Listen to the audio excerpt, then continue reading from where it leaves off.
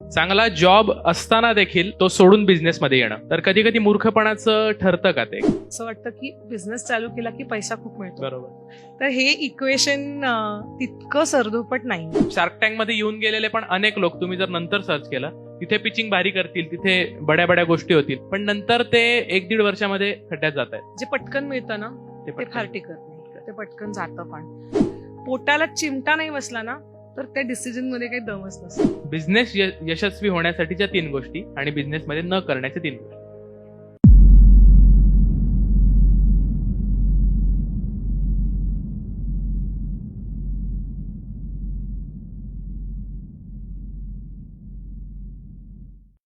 तर जॉब करणाऱ्यांसाठी, बिझनेस करणाऱ्यांसाठी, आधी जॉब मग बिझनेस करणाऱ्यांसाठी, जॉब चांगला असतानाही सोडून बिझनेस करणाऱ्यांसाठी एक one stop solution, the Sayali मराठ. एकदा जोरदार टाळ्या होऊन जाऊ त्या सायलीसाठी, कारण मराठमोळी एक व्यक्ती इतक्या जागतिक पातळीवर, राष्ट्रीय पातळीवर आपलं नाव मोठं करतेय आणि एका अत्यंत वेगळ्या सेगमेंटमध्ये ती काम करतेय. ही फार महत्वाची गोष्ट आहे. तर सायली, आता जॉब, बिझनेस या सगळ्यांमधून तू गेलेली आहेस. पोस्ट शार्क टँक जर विचार केला तर पूर्वी तुम्हाला अनुभव असेल, चहाच्या टपऱ्यांवर, वडापावच्या गाडीवर क्रिकेट, राजकारण, बॉलिवूड हे जास्त डिस्कस व्हायचं. पण पोस्ट शार्क टँक आता आजकाल कोणी पण एबिट्टा, इन्व्हेस्टर, इन्व्हेस्टमेंट वगैरे वगैरे अशा गोष्टींमध्ये जास्त रस घेत आहे. तुझं एक बिझनेस वुमन म्हणून एक मत काय याच्या संदर्भामध्ये? मला ऍक्च्युली हा खूप पॉझिटिव्ह चेंज वाटतो. कारण बिझनेसची आयडिया जर तुमच्याकडे आहे ऑलरेडी, तुम्हाला माहितीये तुम्हाला काहीतरी नवीन चालू करायचं आहे, तर मला वाटतं हे वातावरण हा अत्यंत पॉझिटिव्ह चेंज आहे. त्यातली प्रॅक्टिकॅलिटी हा एक वेगळा मुद्दा आहे, पण ते वातावरण तयार होणं, लोकांनी बिझनेस विषयी बोलणं, एक वेगळ्या म्हणजे नोकरीला बऱ्याच वेळेला शनिवार रविवार तुम्ही डिस्कनेक्ट करू शकता. तसं तुम्ही एकदा बिझनेस चालू केला की बिझनेस बंद केल्यानंतरच तुम्ही डिस्कनेक्ट करू शकता. फुल टाइम जॉब आहे. हा, तर ते मला वाटतं ते वातावरण फार पॉझिटिव्ह आहे. प्रॅक्टिकॅलिटी हा त्यातला दुसरा भाग आहे. सध्या एक फार म्हणजे शार्क टँक नंतरचा ट्रेंड, मुलांना पण व्यवसाय करायचे हा आहेच, पण जॉब सोडून व्यवसाय करायचा म्हणजे जॉब मध्ये लोक एवढे का फ्रस्ट्रेट झालेत मला समजत नाही.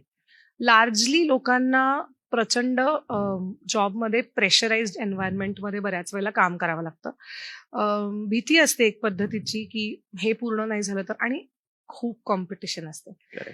तुम्ही ऑलरेडी शैक्षणिक आयुष्यात खूप कॉम्पिटिशन मधून हळूहळू बाहेर पडून नोकरीत आलेला असता, जेव्हा तुम्हाला पैसे मिळायला लागतात. पण तिथे सुद्धा इतकी इतकी भयंकर रेस चालू असते की कोणी चांगलं परफॉर्म केलं, रेटिंग कुणाला चांगलं आलं, प्रमोशन कुणाचं झालं, मेंटेनन्स प्रोजेक्टवरती कुणाला टाकलं, ह्या पद्धतीची कॉम्पिटिशन खूप असते. सो मला असं वाटतं की तेही खूप प्रेशरायझिंग असतं, आणि त्याच्यातून कुठेतरी हा विचार मे बी चालू होतो की मग मी स्वतःसाठीच करतो ना कष्ट, एवढेच कष्ट करायचे तर मी स्वतःसाठी करतो, काहीतरी तर होईल. दुसरं कारण मला असं वाटतं की खरंच लोक खूप एंटरप्राइझिंग स्वतःहून असतात. म्हणजे त्यांना कदाचित ते माहितीच नसतं, म्हणून ते नोकरी करायला लागतात सरधोपट मार्गाने, आणि एका पॉइंटला त्यांना असं कळतं की अरे मला तर ऍक्च्युली हे येतंय चांगलं करता, तर मी हे करते. जो बऱ्यापैकी माझा प्रवास आहे की मी बऱ्यापैकी रुटीन पुण्यातल्या घरांमध्ये ज्या आई वडील नोकरी करणाऱ्या मुलांचं जे करिअर असतं ते माझं करिअर होतं. तर मला एका पॉइंटला जॉबमध्ये 9-9.5 वर्षानंतर मला हे रिअलाइज झालं की मला ही गोष्ट जमतीये, करता येतेय, तर मी हे करून बघते. सो असाही एक जर्नी असू शकतो. आणि कधी कधी मला असं वाटतं की थोडं त्याला ग्लॅमर पण आलंय आता. तर त्या दृष्टिकोनातून जे लोक त्याच्याकडे बघतायत, त्या लोकांनी थोडासा त्याच्या पार्ट 2 किंवा अदर साइडचा पण विचार करायला पाहिजे की त्याला जेवढं ग्लॅमर आहे तेवढंच त्याच्यामध्ये प्रचंड हसल आहे. बरोबर. सो अशा वेगवेगळ्या कारणांसाठी लोकांना आय थिंक नोकरी सोडून बिझनेस चालू करावा असं वाटत असावं, असं मला वाटतं. आता तू ग्लॅमरचा जो विषय काढलास, मग स्टार्टअप हे फॅड होत आहे का, किंवा शिक्षण झाल्यानंतर लगेच मी भाई याच्यात उतरतोय आता, मग लगेच ते शब्द आणि हे ते आणि त्या गोष्टी, मग वर्कशॉप्स आणि हे ते, तर स्टार्टअपचं फॅड होत आहे का? कारण जर मागच्या इकॉनॉमिक इयर मधला विषय पाहिला तर 100% स्टार्टअप्स जे स्टार्ट झाले त्यातले 30-35% ठीक करतायत, बाकी बंदच व्हायच्या मार्गावर आहेत 1-1.5-2 वर्षामध्ये. मला इतकं जेनरिक वाटत नाही की त्याचं फॅड होत आहे, पण मला असं वाटतं की प्रत्येकाने ते चालू करताना ते पडताळून पाहिलं पाहिजे की ऍक्च्युली तुमच्याकडे एक चांगली बिझनेस आयडिया आहे का, किंवा तुमच्याकडे आयडिया आहे पण त्याचा एक चांगला बिझनेस होऊ शकतो का, किंवा तुमचा बिझनेस थोडासा चालू झालेला आहे पण तो सस्टेनेबल आहे का. बरोबर. ह्या सगळ्या फॅक्टर्स बद्दल बोललं गेलं पाहिजे, डिस्कशन झालं पाहिजे. आणि मला असं स्वतःला वाटतं की आपल्याकडे अजून आपण खूप नेसेंट स्टेजमध्ये आहोत. आत्ता सुरुवात झालीये. हळूहळू हळूहळू ते कल्चर तयार होईल, त्याच्यातून स्टँडर्ड ठिकाणी शिकायला मिळेल आणि मग कदाचित एक स्ट्रॉंग जनरेशन ऑफ ऑन्टरप्रिनर्स आपल्याकडे चालू होईल असं मला वाटतं. ग्लॅमर हा भाग त्याच्यामध्ये आहे, कारण का दिसतं समोर खूप आणि असं वाटतं की बिझनेस चालू केला की पैसा खूप मिळतो. बरोबर. तर हे इक्वेशन तितकं सरधोपट नाहीये. चांगला जॉब आहे ऑलरेडी, ठीक आहे. म्हणजे आता तर पॅकेजेसचे फुगलेले आकडे आपल्याला माहिती आहे. चांगला जॉब असताना देखील तो सोडून बिझनेसमध्ये येणं, कारण तुला जॉबचे अनुभव आहे, बिझनेसचाही 10 वर्ष झाले करतेस. तर कधी कधी मूर्खपणाचं ठरतं का ते, की चांगला जॉब होता तो सोडला पण तरी आलो. तुला असं कधी वाटलं का यार चूक केली येऊन? अरे खूप, मला ऑलमोस्ट पहिली अनेक वर्ष 30 तारखेला नेहमी हेच वाटायचं हा एक फिक्स इन्कम येत असतो. की SMS नाही आला सॅलरी डिपॉझिट झाल्याचा. तर नाही वाटतं, अजिबात मी असं डिनाय करणार नाही की बिझनेस चालू केला त्या दिवसापासून मी तेवढीच मोटिवेटेड आहे.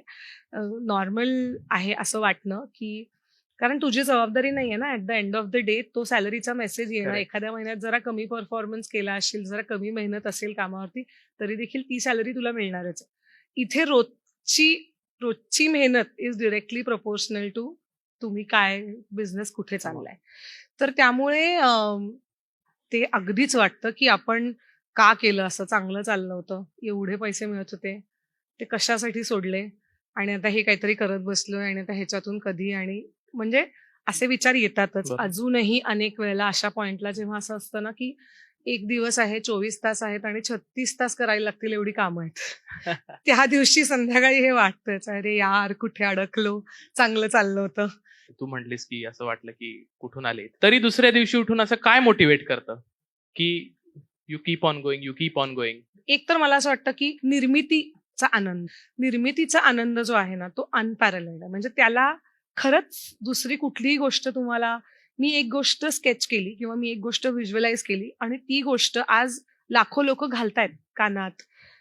मी आता मागचे काही महिने मी कुठल्याही एअरपोर्टला गेले, कुठल्याही मेट्रोजमध्ये गेले, तरी मला पटकन लोक, तुम्ही आद्या ना, म्हणजे माझं नाव नाही माहिती फार लोकांना, पण चांगलीच गोष्ट आहे, कारण अनेकांना तुझंच नाव अद्या वाटतं. कारण तुम्ही आद्या आहात ना. करेक्ट. तर मला असं वाटतं की हे आपण तयार केलं ना, ह्याचा आनंद आणि ह्याचं समाधान हे अनपॅरलड आहे, की लोक तुम्हाला तुमच्या क्रिएशन्समुळे ओळखतात. मला कितीतरी वेळेला सिग्नलला मी उभी असेन तर असे, हे ते आद्यावाले, ते आद्या, असं तर मला खूप छान भारी वाटतं, वाटतं. खूप छान वाटतं. आणि म्हणजे ह्याच्यात डिनाय करण्यासारखं काहीच नाही. की दुसरी गोष्ट, मला असं जे मला करायला खूप आवडतं, तुम्ही जेव्हा बिझनेस करत असताना तेव्हा तुम्ही इतक्या नवीन नवीन लोकांना भेटता आणि तुम्हाला खूप एक्सपिरियन्सेस ऐकायला मिळतात, वेगवेगळ्या क्षेत्रातले एक्सपिरियन्सेस, वेगवेगळ्या लोकांच्या बॅकग्राऊंड, त्यांची आयुष्याची जर्नी, आणि ते मला खूप फॅसिनेटिंग वाटतं. तिसरी गोष्ट जी मला खूप वाटते ती माझी टीम. त्यांच्याबरोबर काम करणं हे माझ्यासाठी खूप रिवॉर्डिंग आहे. Very good. कारण at the end of the day 27 ते 28 लोक ही ती कंपनी माझी कंपनी आहे म्हणून काम करतात, हे तुम्ही रुजवू शकलात, Correct. हा आनंद खूप मोठा असतो. आणि तशी माझ्याकडे एक खूप स्ट्रॉंग टीम ऑफ पीपल आहे, रिवॉर्डिंग आहे खूप. म्हणजे अवॉर्ड्स मिळतात ही एक गोष्ट आहे, मी हे कधी पब्लिकली सांगितलं नाहीये. पर्सिस्टंटचे आनंद देशपांडे सर जे आहेत, तर ते मी इंजिनिअरिंगला असताना आम्हाला गेस्ट म्हणून यायचे कायम. सो आम्ही असे, आनंद सर आलं की त्यांच्या ऑ मध्ये होतो. तर माझा एक इंटरव्ह्यू बघून आनंद सरांनी मला लिंक्डइनवरती मेसेज केला आणि ते म्हणाले की मी तुझा इंटरव्ह्यू बघितला आणि मला आताही अंगावरती ते सांगताना खूप काटा येतो की एवढ्या मोठ्या माणसाने माणसाने आपल्याला नोटीस केलं. नोटीस करून आपल्याला मेसेज केला. केला. त्यांनी तो एक असा पॅराग्राफ, माझ्याकडे आहे तो अजूनही, असा पाठवला होता की मी बघितलं आणि I am very proud of your journey आणि मला तुला भेटायला आवडेल आणि असं. क्या बात आहे. आणि मी भेटले त्यांना आणि ते मला म्हणाले की तू, म्हणजे असं, मला डिरेक्टली तुला काही सल्ला वगैरे हवा असेल तर माझ्याशी डिरेक्टली बोलू डायरेक्ट शकतेस. ऍक्सेस. तर ही खूप मोठी, मला असं वाटतं की हे मला आद्यामुळे मिळालं. हे जे रिवॉर्ड्स आहेत ना हे, आणि असं अनेक लोकांच्या बाबतीत अनेक वेळेला होतं की फार मोठी मोठी लोक आहेत पण ते तुमच्या क्रिएशनमुळे तुमच्याशी बोलायला लागतात, तुमच्या जर्नीमुळे. तर असे पॉझिटिव्ह खूप आहेत आणि त्याच्यामुळे ते जे दुसऱ्या दिवशी सकाळी उठून काय मोटिवेशन असतं. काय मोटिवेशन असतं, तर हे हे मोटिवेशन असतं. बिझनेस बिझनेस असं ऐकताना फार भारी वाटतं आम्हाला. म्हणजे यार आता तुम्हाला पण सायलीकडे पाहून वाटलंच असेल की मस्त चिल लाईफ आहे, एन्जॉय आहे. जॉबमध्ये पण शनिवार रविवार सुट्टी असते, पण तरी 5 दिवस त्याला पिळून घेतलं जातं. तर जॉब करणाऱ्यांना बिझनेसवाल्या लोकांचं फार अट्रॅक्शन वाटतं. आणि आकडे जर बघितले टर्नओव्हरचे तर ते तर काहीच्या काहीच. म्हणजे मग तिथेच फॅसिनेशन होतं की आपण पण घुसावं इकडे. तर बिझनेस करणाऱ्यांना काय काय कॉम्प्रोमाइजेस असतात? हे बघा, आता मी ब्लफही नाही करू शकत कारण माझ्या टीम मधला मुलगा समोर बसलाय. पण अच्छा, मी ओके. वीकली ऑफच घेत नाही. मी कायम ऑफिसमध्ये असते. मी वीकली ऑफ घेत नाही आणि असं नाही की मी घेत नाही, पण मी एखाद्या दिवशी कमी काम असेल तर लेट जाते ऑफिसला. डायरेक्टली 4 वाजता जाते. तो फ्रीडम मला आहे. हं. कारण का मी काही काम मोबाईलवर केलं, काही लॅपटॉपवर केलं, 1 तासभर बसून काहीतरी माझं ईमेल्सचं काम केलं आणि आज मी 4 वाजता ऑफिसला येते. हे मी करू शकते कारण माझ्या टाइपच्या बिझनेसमध्ये 9 to 6 किंवा 10 to 7 मी तिथे असण्याची गरज नाहीये. त्यामुळे तो मला फ्रीडम आहे. पण मी 2014 मध्ये अद्या चालू केलं ॲक्टिव्हली मोठ्या स्केलवरती स्केलवर. एक्झिबिशन्स. तर एकही दिवाळीची, गणपतीची, नवरात्रीची, दसऱ्याची कुठलीच सुट्टी नसते रिटेल बिझनेस करणाऱ्या लोकांना. सो आमच्या दिवाळ्या आमच्या टीम बरोबर असतात. पण मला असं वाटतं की मला ते कॉम्प्रोमाइज नाही वाटत. कारण का I made a choice. Correct. I स्वतःहून मेड आले. A choice for this life. त्यामुळे मला ते करायला खूप मज्जा येते.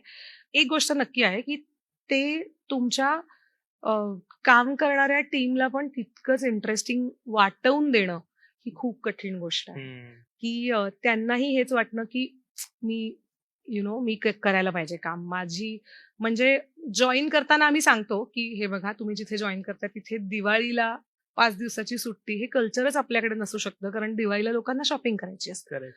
31 डिसेंबर आणि 1 जानेवारीला लोकांना सुट्टी असते, पार्ट्या असतात, हे असतात, ते असतं. तेव्हा लोकांना वेळ असतो. अरे, आज सुट्टी चला आद्यात जाऊन येऊ. हं. मग आद्याला असायला लागतं तिथे. बरोबर. तर ह्या ज्या गोष्टी आहेत 15 ऑगस्ट, 26 जानेवारी, लाँग वीकेंड्स. सो येस, मी म्हटलं तसं की कॉम्प्रोमाईज मला वाटत नाही. काही-काही गोष्टींचे कॉम्प्रोमाइजेस असतात, पण ती मला वाटतं की प्रत्येक एंटरप्रेन्योर करतो. करेक्ट. त्या वेळेचं गणित आणि समीकरण मांडणं हे थोडंसं कठीण होतं, पण त्याप्रमाणे तुम्ही गोष्टी हं. ॲडजस्ट करून घेता हळू-हळू. मागच्या 2 वर्षातला इकॉनॉमिक इयर मधला जर डेटा बघितला तर मगाशी मी जो उल्लेख केला की बिझनेसेस सुरू तर होत आहेत पण 30-35% ठीकठाक करतायत आणि एक 7-8%च रेशो आहे की जे खूप चांगलं करतायत. तर बिझनेसेस गणतात का बरं लोकांचे? म्हणजे असं काय होतं? कारण शार्क टँक मध्ये येऊन गेलेले पण अनेक लोक तुम्ही जर नंतर सर्च केलं, तिथे पिचिंग भारी करतील, तिथे बड्या-बड्या गोष्टी होतील, त्यांना मिळेल पण चांगली इन्व्हेस्टमेंट. पण नंतर ते 1-1.5 वर्षामध्ये खड्ड्यात जातायत. तर काय कारण असावं याचं? मला वाटतं की याचं खूप पारंपरिक उत्तर आहे आणि मला ते म्हणजे आपले आई-वडील कायम हे म्हणतात, आज्या म्हणतात, की जे पटकन मिळतं ना, ते ते फार पटकन टिकत नाही. ते पटकन जातं पण. तर मला वाटतं की फंडिंग रेज करताना त्या फंडिंग सोबत तुम्ही करणार काय आहात? ह्याची जर क्लॅरिटी तुम्हाला नसेल हं, किंवा फाउंडर मेक्स मनी हं. आणि मग कंपनीचं काय व्हायचं ते होऊ दे, हा जर अप्रोच असेल, तर it becomes very difficult to sustain. मग त्या पैशाचं मी काय करू? ते पैसे फाउंडरनी घेतले, कंपनीत काहीतरी केलं आणि मग त्याचं हळू डिक्लाइन झालं. तर मला पर्सनली आद्यासाठीही आणि इन जनरलही मला स्लो आणि स्टेडी हे प्रचंड आवडतं. मला वाटतं की तुझा स्लो ग्राफ तसाच आहे. Slow is the word. कारण का तुम्ही हळू छोट्या-छोट्या गोष्टींनी बिल्डअप केलत आणि हं. इन्व्हेस्टमेंट घ्यावी का नाही घ्यावी, हा एक वेगळा परिसंवादाचा विषय असू शकतो. ज्याला माहितीये की ते इन्व्हेस्टमेंट घेऊन मला काय-काय करायचंय, ज्याच्याकडे प्लॅन आहे, त्याने नक्की घ्यावी. कारण त्याने मोठे झालेले खूप बिझनेसेस आपण बघितलेले सुद्धा बरोबर. आहेत. पण ज्याला माहितीच नाही की त्याचं काय हं. करायचं, तिथे ते म्हणजे त्याचं काही घडणार नाही पुढे आणि करेक्ट. तेच होतं अनेक वेळेला की त्याचं काही घडत नाही. मग मोठं कोणीतरी येऊन तुम्हाला विकत घेऊन टाकतं. तुम्ही निगेटिव्ह हं, हं, हं. प्रॉफिटमध्ये जाता आणि असं म्हणजे इट बिकम्स रिडंडंट. तुम्ही स्वतःचा बिझनेसच ते मारक असतं तुमच्या बरोबर. बिझनेसला. तर मला वाटतं की माझा स्लो ग्रोथवरती विश्वास आहे. तू पण फंडरेज नाही केलेला. मी फंडरेज नाही केले. हो. माझ्या हो. बिझनेसमध्ये मी आणि माझा नवरा 50-50% पार्टनर ग्रेट, आहोत ग्रेट. त्यामुळे. फंड रेझिंगचा विषय चालू आहे तर एक फार मोठी अचीव्हमेंट आहे सायलीची की कोविडची फर्स्ट वेव्ह आणि सेकंड वेव्ह जिथे बिझनेसेस झोपत होते, तिथे सायलीनी जेएम रोड सारख्या ठिकाणी एक स्वतःचं एक खूप मोठं शोरूम ओपन केलं. तर फंड्स ज्या ठिकाणी उत्पन्नच होत नव्हता, अशा ठिकाणी तू कसं काय इतकं मोठी उडी घेतलीस आणि ते अचीव कसं काय केलं? आमचा आधीचा स्टुडिओ कमला नेहरू पार्कच्या समोर होता. त्याच्यानंतर एक 850 स्क्वेअर फीटचा कमला नेहरू पार्कच्या समोर आम्ही 2 गाळे Okay. घेऊन स्टुडिओ केला होता. आणि त्याच्यानंतर तिसरा आत्ताचा जो स्टुडिओ आहे, तो आम्ही केला होता. तर त्याचं क्रेडिट 2 गोष्टींना आहे. जो आमचा नवीन स्टुडिओ आहे, तिथे जायच्या आधी ना मी IIM बंगलोरमधनं एक एंटरप्रेन्योरशिपचा कोर्स केला होता. जिथे मला माझे मेंटॉर भेटले. प्रोफेसर सुनील हांडा म्हणून. तर मी त्यांना भेटले आणि मी माझ्या बिझनेसबद्दल सगळं सांगितलं आणि सर म्हणले, "मी आता नवीन जागा शोधतेय." तर पण सर काय आहे मेन रोडवरती, असं मी एक लिस्ट ऑफ प्रॉब्लेम्स त्यांच्याकडे लिस्ट सगळे केले. तर ते मला म्हणाले, की "हे बघ, तुला दुकानं त्यात एक तुझं दुकान असं तुला करायचंय का?" तर म्हटलं, "अजिबात नाही करायचं. मला लोकांनी आद्यामध्ये यावं म्हणून मला माझं तसं दुकान पाहिजे." ते म्हणाले, "बरोबर आहे. वैष्णवी देवीला लोकं इतकं वाकून जावं लागतं, तरी सुद्धा जगभरातनं लोकं तिकडे जातात ना. आपल्याला आपला ब्रँड वैष्णवदेवी करायचा आहे. लक्षात ठेव. कुठूनही लोकांनी आलं पाहिजे. तर तुला जी जागा तुझ्या बिझनेसला योग्य वाटेल ती तू घे." माझ्या माझ्या जागा घेण्यामध्ये प्रॉब्लेम हा होता, की माझा बिझनेस जेवढा रिटेल म्हणजे दुकानांचा आहे, ब्रिक अँड मॉर्टर त्याच्या 3 पट जास्त ऑनलाईन आहे. Online आहे. 70% रेव्हेन्यू वेबसाईटवरून येतो. तर मला वेबसाईटची टीम बसेल, त्यांचं लॉजिस्टिक्स होईल, फोटोशूट इंटरनली होईल, अशी सगळी एक जागा पाहिजे होती, जी आत्ताची जागा मी बघायला गेले होते. ती 3 मजली बिल्डिंग आहे. तिथला 1 मजला घ्यावा, या विचाराने मी त्या बिल्डिंगमध्ये गेले होते. कारण का 850 स्क्वेअर फीटचा माझा स्टुडिओ होता. आता एक 2000 स्क्वेअर फीट पर्यंतची जागा बघू, म्हणून ह्या स्टुडिओमध्ये जाऊन ही जागा खालची घेऊयात, अशा विचाराने मी गेले. ती मला जागा खूप आवडली आणि ओनर असं म्हणाले, की "नाही, आम्हाला अख्खी बिल्डिंगच रेंटवर द्यायची." हो. 3 सेकंद मला वाटतं विचार केला असेल आणि मग म्हणाले, "ओके, ठीक आहे. अख्खी बिल्डिंग घेऊन टाकू." क्या बात.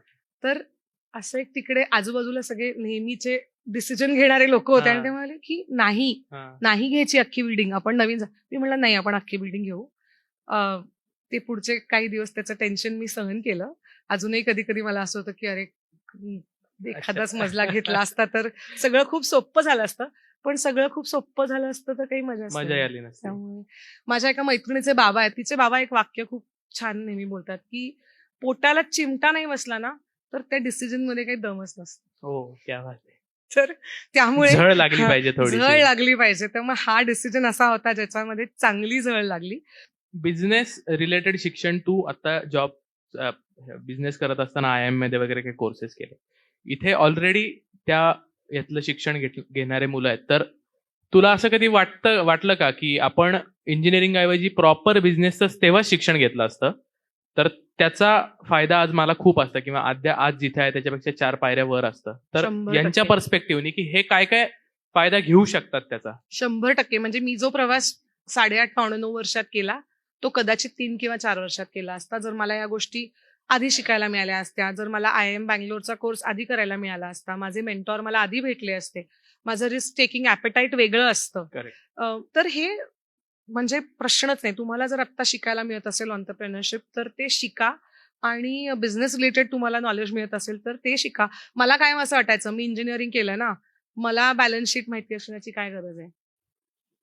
त्या IIM बंगलोरच्या कोर्समध्ये मला हे लक्षात आलं, बरोबर. की आजूबाजूच्या सगळ्यांना माहिती आहे त्यांच्या बिझनेसमध्ये P&L म्हणजे काय आहे आणि मी एकटीच आहे, जी ह्या ह्याच्यात आहे, की मला काय गरज आहे? सीए मैत्रीणच आहे ना, ती सांगतेय काय चाललंय ते ठीक आहे ना, ते नाही समजलं तर हे अशा बेसिक गोष्टींपासून सगळ्या गोष्टी. पण मला हेही वाटतं रे खूप, की ही जी जनरेशन आहे ना, म्हणजे मी अज्युम करते हे सगळेजण विशीतले आहेत. तर मी ऍक्च्युली कालच मी अहमदाबादहून परत आले, मी माझ्या मेंटॉरकडे गेले होते. मी 11वीच्या क्लाससाठी ह्या एंटरप्रेन्योरशिप जर्नीचं सगळं एक असं सेशन घेतलं. तर मला ना 11वीतल्या एका मुलाने असं विचारलं, तुमच्या वेबसाईटचा कन्व्हर्जन रेट काय आहे? तर मला असं झालं, तुला कन्व्हर्जन रेट का माहितीये? तर त्यांच्याकडे सेमिनार्स आहेत एंटरप्रेन्योरशिपवरचे. तर तुम्हाला अशा आता खूप ऑनलाईन ऑप्शन अवेलेबल आहेत. तर मला वाटतं, की जितकं कानावर पडेल, जितकं वाचाल, जितकं शिकाल, त्याचा फक्त उपयोगच होईल आणि तुमची जर्नी खूप फास्ट होईल. अगदी क्रिस्प उत्तर पाहिजे मला पुढच्या प्रश्नाचं. बिझनेस यशस्वी होण्यासाठीच्या 3 गोष्टी आणि बिझनेसमध्ये न करण्याच्या 3 गोष्टी. न करण्याच्या 3 गोष्टी आधी सांगते. सगळ्यात पहिली गोष्ट म्हणजे जी अजिबात कधीच करू नये ती म्हणजे सोडून द्यायचं. म्हणजे काय सोडून द्यायचं, की जाऊ दे यार, हे जमत नाही ना, देऊ सोडून. ओके. तर तसं नाही करायचं. पहिली गोष्ट. दुसरी न करण्यासारखी गोष्ट म्हणजे डोळे मिटून दूध पीत राहायचं. आजूबाजूच्या कुठल्याही गोष्टींचा गोष्टीकडे. काही कॉग्निझन्स नाहीये. असं नाही. You have to be very aware. तर त्यामुळे ते नाही करायचं, म्हणजे दुर्लक्ष नाही करायचं कुठल्याच गोष्टीकडे. आणि तिसरी सगळ्यात महत्वाची आणि न करण्याची गोष्ट म्हणजे डोक्यात नाही गेलं पाहिजे.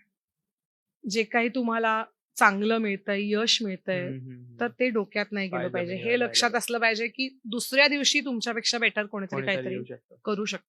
सो त्या 3 गोष्टी मला खूप महत्वाच्या वाटतात. आणि हमखास करण्याच्या गोष्टी म्हणजे जसं मी पहिले मगाशी म्हणाले तशी दुसऱ्या दिवशी सकाळी उठून जायचं. सो कन्सिस्टन्सी, की काही झालं तरी मला रोज जाऊन हे काम करायचंय. दुसरी गोष्ट म्हणजे ऑनेस्टी. हे बिझनेससाठी ऐकायला प्रचंड काही चुकीचं लोकांना वाटतं की चुकीचं वाटेल, पण आपल्याकडे कारण हे खूप असतं. मलाही असं 1-2 वेळा मी ऐकलेलं आहे. बिझनेस म्हणजे काय नंबर 2चं खूप. अरे हां, 2 नाही, नंबर असं नाही, केल्याशिवाय असं मोठं नाही नसतं. होत. असं नसतं. तर सतत हे लक्षात ठेवा, की ऑनेस्टी हे कितीही क्लिशे, कितीही प्रीची, कितीही की असं वाटलं, हां. It is very cool to be honest. Very, very cool to be honest. So that is second part. आणि third part is team. Business करण्यासाठी उत्तम उत्तम team team. Is extremely important. क्या बात. ऑडियन्सच्या क्वेश्चन कडे जायचं आपल्याला. Hello ma'am, my name is Praj Shinde. So मला विचारायचं होतं, इनिशियली तुम्ही म्हणलात की जॉब क्विट करावं असं वाटतं प्रेशरायझेशनमुळे. सो तुमचे मत विचारायचे होते की किती टॉलरन्स असावा आणि किती टाइम इन्व्हेस्ट करावा त्या एक्सपिरियन्ससाठी. हाच प्रश्न थोडा स्ट्रेच करतो मी की जॉब सोडून बिझनेस करा. बिझनेसमध्ये आहात तुम्ही, 1000 दिवसाचा नियम शक्यतो सगळेजण सांगतात की 1000 दिवस सस्टेन करा, मग तुमचा बिझनेस होईल. पण त्याच काळामध्ये सारखे सारखे अपयश येत आहेत, कळतंय की जॉब बिझनेस नाही चालत आहे. तरी किती दिवस मग सस्टेन केलं पाहिजे तिथे? किती दिवस आपण लावून धरलं पाहिजे? कधीतरी सोडायला पाहिजे एकदम?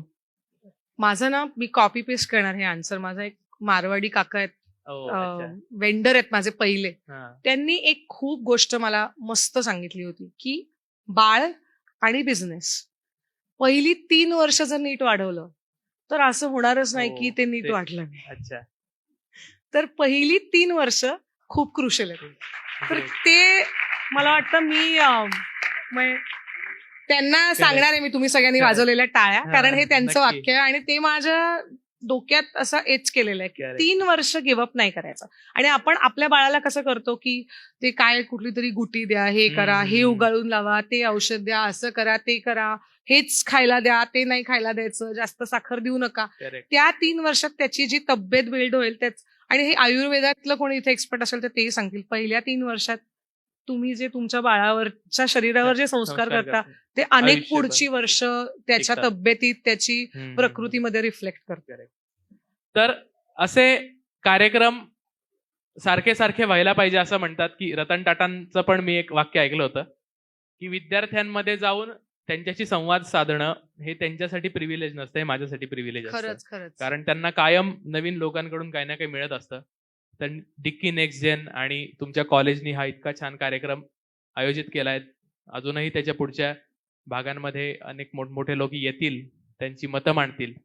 तर एकदा तुमच्या कॉलेजसाठी आणि डिक्की नेक्स्ट जेनसाठी एकदा जोरदार टाळ्या वाजवूया आपण. त्यांचे धन्यवाद देतो मी. उद्यमी संवाद हा अतिशय यशस्वी कार्यक्रम होईल यासाठी शुभेच्छा देतो. सायली, तू आज आलीस, मनमोकळ्या गप्पा मारल्या, अनेक मुलांना इन्स्पायर केला असशील आणि मला खात्री आहे की तुझा व्यवसाय उत्तरोत्तर प्रगतीच करत राहील. त्यासाठी Thank तुला you. खूप खूप शुभेच्छा. Thank you so much. थँक्यू.